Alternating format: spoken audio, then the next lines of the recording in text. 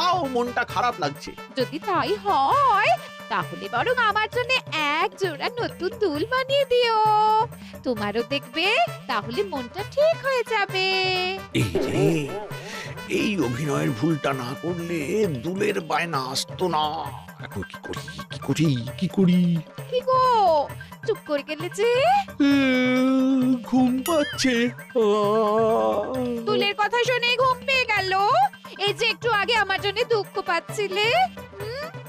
হ্যাঁ, দুল দুল তুমি পেয়ে যাবে গিন্নি। সে আমি জানি, শ্যাকরার সদ্য বানানো দুল না পেলেও তুমি কায়দা করে নিশ্চয়ই কারো দুল নিয়ে আসবে। গিন্নি তুমি না, তোমার গুণের প্রশংসাই তো করলাম মশাই। তুমি এত ভেবো না তো, আমি সব করে নেব। এই শুয়ে পড়ো এখন। হ্যাঁ, ঘুম আসছে না কিছুতেই গো। আমি জানি কেন আসছে না। হ্যাঁ, তুমি আসলে চিন্তা করছো কালকের ব্যাপারটা নিয়ে।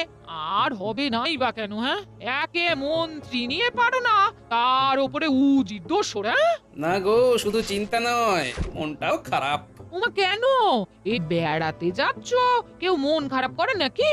কত বছর বাদে তোমাকে একা রেখে কাল আমি যাচ্ছি বলো। ওমা, আমি একা কই? হ্যাঁ, আহা, তুমি কি ভুলে গেলে নাকি তোমার নাতি নাতনি গুলো আছে? ওরাই তো আমার ভরসা গো, ওদিকে বিজ্ঞানীও যেতে পারছে না। বলি হ্যাঁ গো, এত মন খারাপ করো না। এ কি করবে, সময় তো সব সময় সাথ দেবে না গো।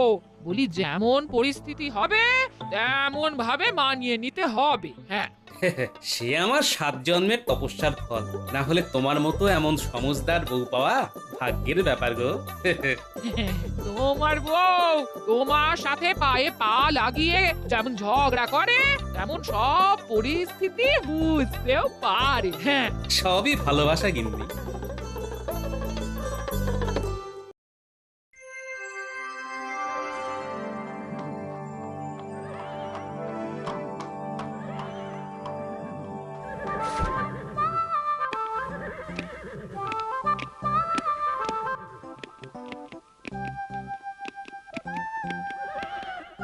আমরা একদম ঠিক সময় এসে গেছি।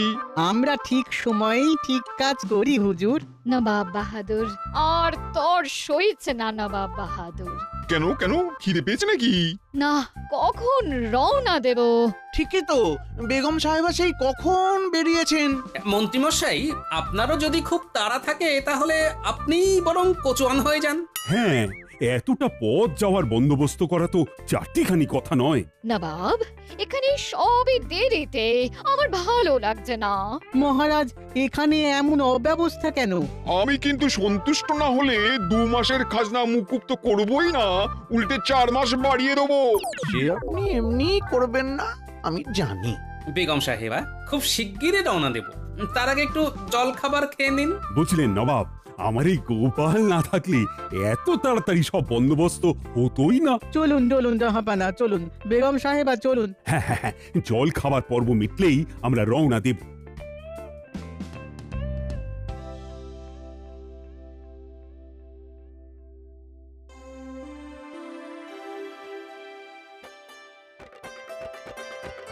সকলের খাওয়া শেষ, তাহলে চলুন রওনা দিই।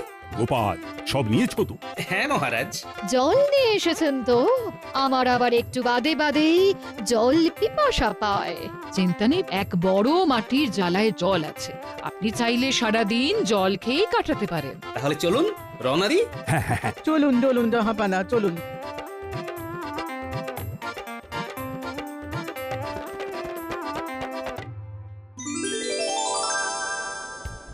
উফ, কি দারুণ জায়গা! আহা! এত সুন্দর হাওয়া। কৃষ্ণচন্দ্র, তুমি এক কাজ করো, তুমি বরং এই হাওয়াতেই পাখি হয়ে উড়ে যাও। নবাব, মহারাজ উড়ে গেলে আপনারই বিপদ। কেন কেন শুনি? মহারাজ, পাখি হয়ে উড়ে গেলে আপনাকে খাজনা দেবে কে?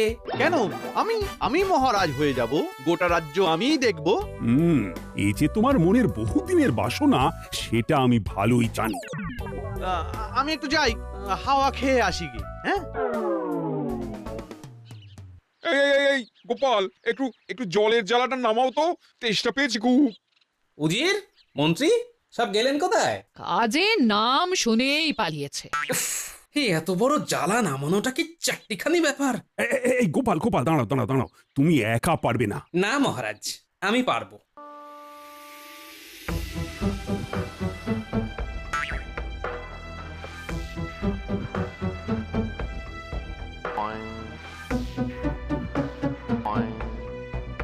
ইয়া!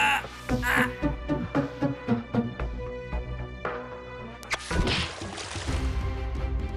এ বাবা, যা! গোপাল, এটা কি হলো? এখন কি হবে? আমি জানি না, আমাকে যেখান থেকে পারো জল এনে দাও। অকম্মার ঢেকি বের করে দেবো কৃষ্ণনগর থেকে। বেশ হয়েছে, গোপাল এবার বুঝবে ঠেলা।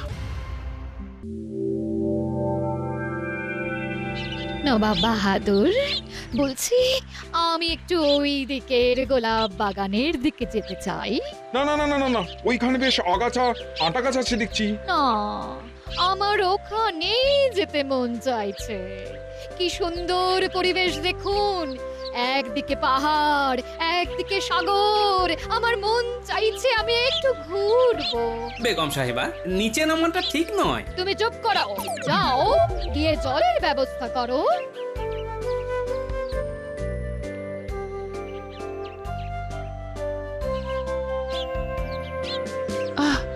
বাবা, গোলাপগুলো দেখুন। খুব সাবধান, এখানে কিন্তু অনেক কাঁটা গাছও আছে, সাবধান। আরে বাবা, শোভাটা উপভোগ করুন।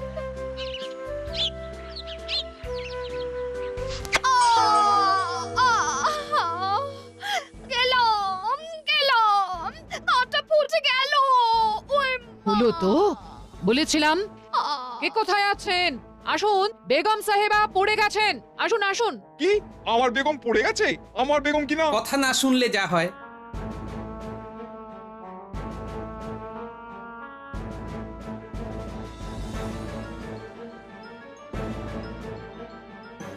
দেখুন, এই ক্ষত বেশ গভীর, এক্ষুনি গরম জল লাগবে। কুসুম উষ্ণ হলেও হবে, আমি একটা ঔষধ লাগিয়ে দেব, না হলে ওনার পা পচে যাবে।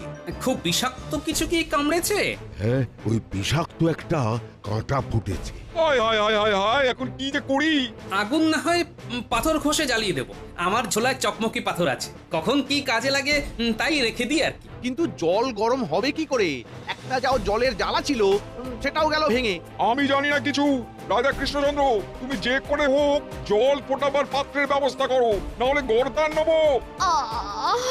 কি ব্যথা! আর পারছি না নবাব, পারছি না। গোপাল, আরে কিছু একটা করো। গোপাল বড্ড ভুল করেছে, কয়েকটা অতিরিক্ত পাত্র আনা উচিত ছিল গোপালের। রানীমা, এমন হবে তো বুঝিনি। এই গোপাল যত নষ্টের গোড়া, ওর জন্যই সব হলো। মন্ত্রীমশাই কাগজের ঠোঙায় বাদাম খাচ্ছেন। বিজ্ঞানী বলেছিল কাগজেও জল বা তরল ফোটানো যেতে পারে।